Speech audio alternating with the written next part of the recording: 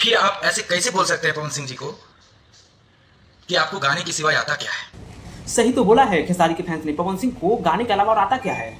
गए थे राजनीति में फैल, गए थे एक्टिंग में फैल। अगर वो टिके हैं भोजपुरी इंडस्ट्री में तो सिर्फ एक ही बदौलत है, वो है उनको गायकी और माँ सरस्वती का आशीर्वाद जो उसके कंठ में बसा हुआ है, वही आज उनको भोजपुरी इंडस्ट्री में टिका हुआ दे रहा है और इतने बड़े सुपरस्टार भी है।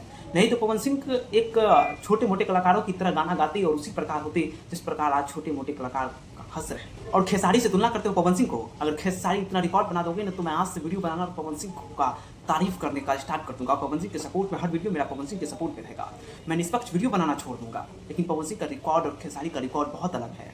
खेसारी का अपना बदौलत अपनी रिकॉर्ड को कायम रखने में आज पवन सिंह भी उनके पीछे खड़े होते हैं। बताइए, पवन सिंह सुपरस्टार कैसे हैं? सिर्फ उनको गाने ही आता है, इतने फिल्में हिट जैसे दिए।